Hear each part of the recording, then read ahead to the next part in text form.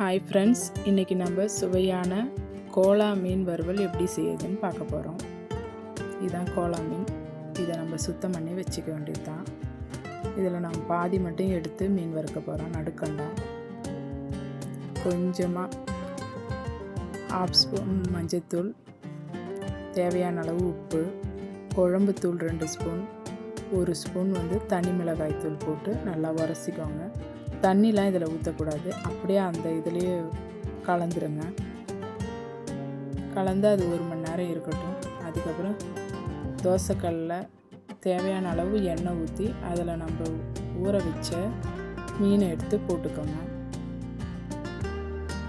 அடுப்பை மீடியம் ஃப்ளேமில் வச்சுருங்க.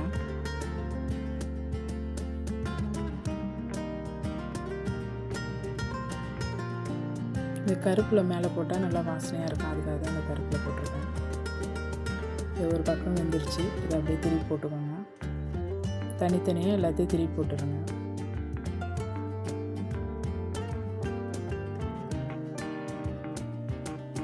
இன்னொரு பக்கமும் நல்லா வேகணும்.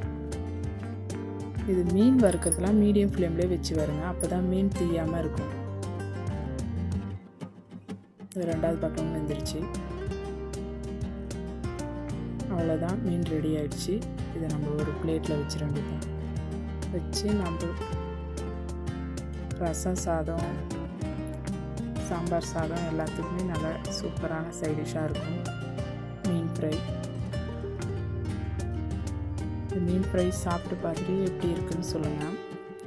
சேனலை லைக் பண்ணுங்கள், ஷேர் பண்ணுங்கள்.